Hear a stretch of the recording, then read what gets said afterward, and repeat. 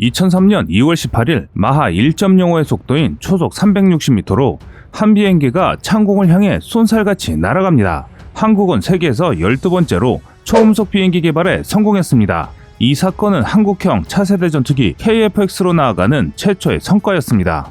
2020년 8월 3일 방위사업청이 한국형 전투기 KF-X 시제기 최종 조립을 시작한다고 발표했습니다.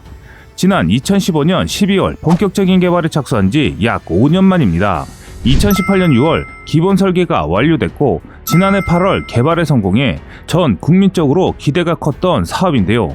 이번 조립은 전방동체와 주, 날개, 중앙동체, 후방동체 등 기체 각 주요 구성품을 결합해 4.5세대 한국형 전투기의 실체를 현실화한 것입니다.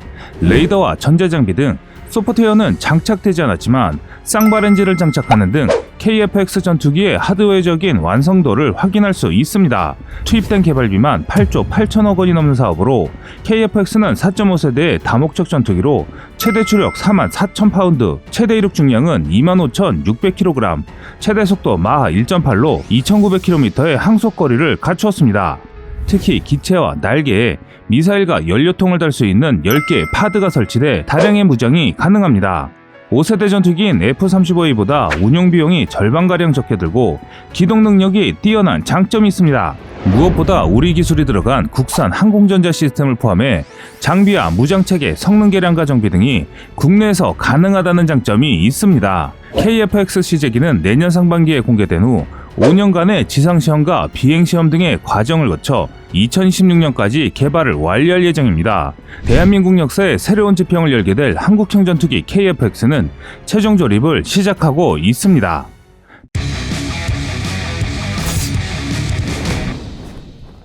방사청은 지난 8월 우리 기술로 독자 개발한 KF-X용 A사 레이더도 공개했는데요. A사 레이더는 공중전에서 적기를 먼저 식별하고 지상의 타격 목표물을 찾아내는데 필수적인 장비로 알려져 있습니다. 첨단의 전투기에서 A사 레이더가 중요한 이유는 기존 기계식 레이더에 비해 정보 처리 능력이 1000배 빠르고 전투 능력도 3-4배 높은 것으로 평가받기 때문인데요. KF-X의 외형은 미국 F-22 스텔스 전투기와 비슷하지만 성능은 4.5세대 전투기로 평가받고 있습니다. 외형상 재원으로는 길이 16.9m, 높이 4.7m, 폭 11.2m입니다. 방사청 한국형 전투기 사업단장은 최근 세계를 강타한 팬데믹에도 불구하고 모든 개발 일정이 계획대로 진행되고 있으며 KF-X 사업이 자주 국방력을 강화하고 국내 항공사업의 발전을 이끄는 원동력이 될 것이라고 말했습니다. 정말 말도 많고 탈도 많던 KF-X 사업이 본격 궤도에 오른 지 5년여 만에 이룬 성과입니다. 시제기 최종 조립은 기체 주요 부위를 결합해 전투기 실체를 현실화시키는 작업인데요. 한국형 전투기 도입 사업은 대한민국 창군 이래 최대 무기 개발 사업으로 알려져 있습니다. 개발 비용만 8조 8천억 원에 이르고 앞으로 10조 원을 들여 120대를 생산할 계획입니다. 이는 수십 년간 사용한 노후 기종인 F4와 F5를 대체할 예정입니다. KF-X 전투기 개발엔 정말 우여곡절이 많았습니다. 미국 등으로부터 핵심 장비 기술 도입이 벽에 부딪히면서 논란이 일기도 했으며 인도네시아의 사업 참여에 대한 불확실성으로 정말 한국이 독자 개발하기에는 어려운 시련도 많았습니다.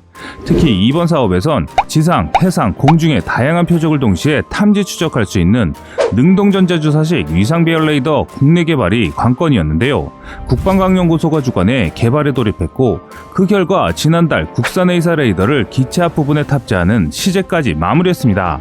한국이 KF-X를 도입하기 이전 한국은 T-50이라는 고등훈련기를 로키드 마틴사와 제휴하여 개발하면서 전투기 개발에 대한 노하우를 쌓아갔는데요. 방위사업청은 얼마 전 전술입문용 훈련기 2차 사업으로 국산 TA-50 블록2 20대와 군수지원 체계를 도입하는 계약을 맺었습니다. 외국산 훈련기를 사용했을 때가 언제였는지 까마득한 기억으로 남았을 정도로 국산 훈련기의 위력은 높아졌습니다. 지금처럼 지나온 결과만 언급하면 정말 쉬워 보이지만 사실 국산 전투기 개발 과정은 무척 험난했습니다. 심지어 한 국책연구기관은 2013년 국회 토론회에서 국내 개발은 해외 구매 대비 2배의 고비용이 소요된다. 잘못되면 정부 신뢰도가 엄청나게 추락할 수 있다며 KF-X 개발을 대놓고 반대하기도 했습니다. 이 말은 비용적인 부분으로만 판단한다면 맞는 말입니다. 외국에서 개발한 완제품 가격이 훨씬 싼 것이 맞습니다. 그냥 외국 전투기를 사오는 것이 효율적일 수 있습니다. 그런데 놀랍게도 한국공군은 반대 의견을 냈습니다. 공군본부 고위 군 관계자는 토론회에서 이렇게 밝혔습니다. 국산 전투기를 개발하면 개조와 개발이 쉽고 신속한 군수 지원이 가능한 데다 운영비도 줄일 수 있다. 국내 항공산업 활성화도 가능하다. 라고 반박했습니다. 그러면서 논쟁을 중단하고 국내 개발로 당장 추진해야 한다고 호소했습니다. 이렇게 소신 있는 군인들로 인해 우리는 올해와 내년에 그 중간 결과물을 보게 되는 것이죠. 국산 전투기 개발을 원하는 공군의 신뢰는 어디서 왔을까요? 그래서 준비했습니다. 오늘은 한국의 자랑스러운 KF-X 전투기를 개발할 수 있었던 배경에 대해 알아보겠습니다. KF-X의 개발 비하는 T-50 개발 단계로 거슬러 올라갑니다. 골든 이글이라는 별명을 얻은 T-50 개발 사업은 카이의 전신인 삼성항공이 1992년부터 탐색 개발을 시작으로 출발합니다.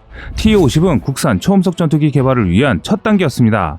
TA-50 블록2 훈련기와 블랙 이글스로 유명한 T-50B가 모두 이 기체에서 파생된 것인데, 또한 FA-50 경 공격기도 이 기술을 기반으로 탄생했습니다.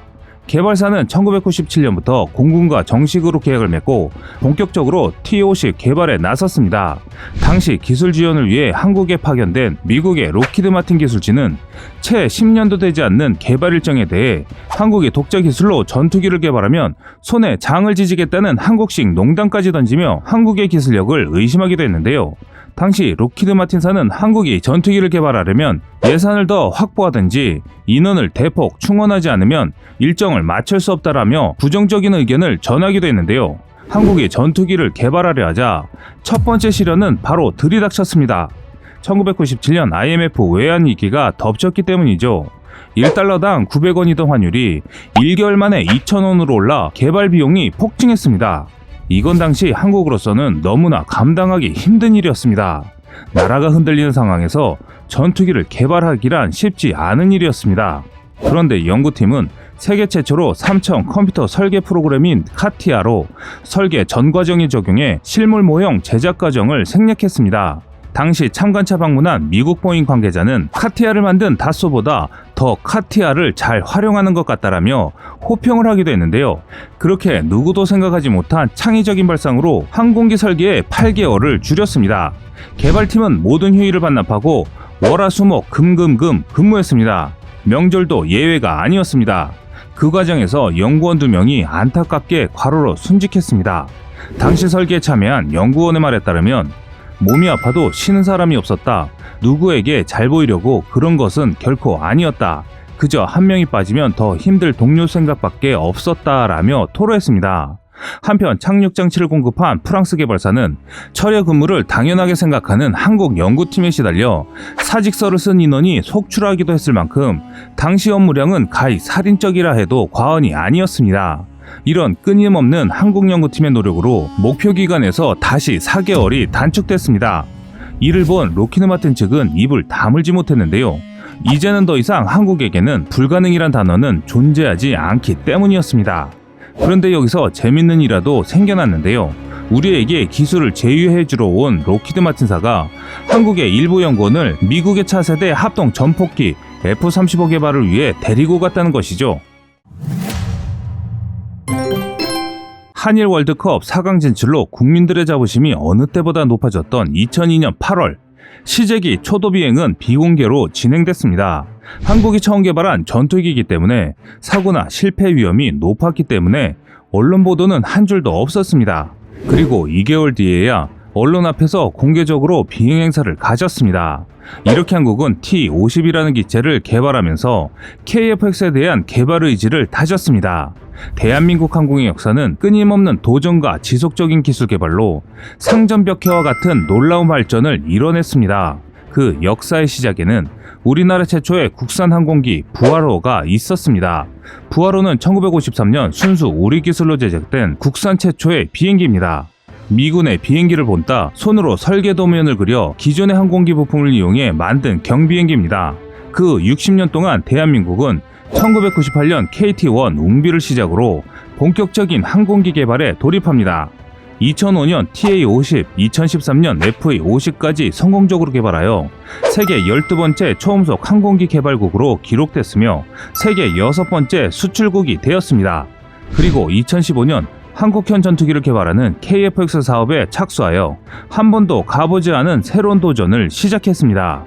사업 초기 해외에 기술 도입이 무산되면서 국내 개발은 무모하다며 많은 비난을 받기도 했습니다. 하지만 사업 추진 4년 만인 2019년 우리나라 항공기술을 총집결하여 공군이 요구하는 상당 부분을 만족하는 설계를 완성했고, 현재는 2021년 시제기 출고를 위한 주요 동체 조립을 완료하고 최종 조립을 시작하였습니다.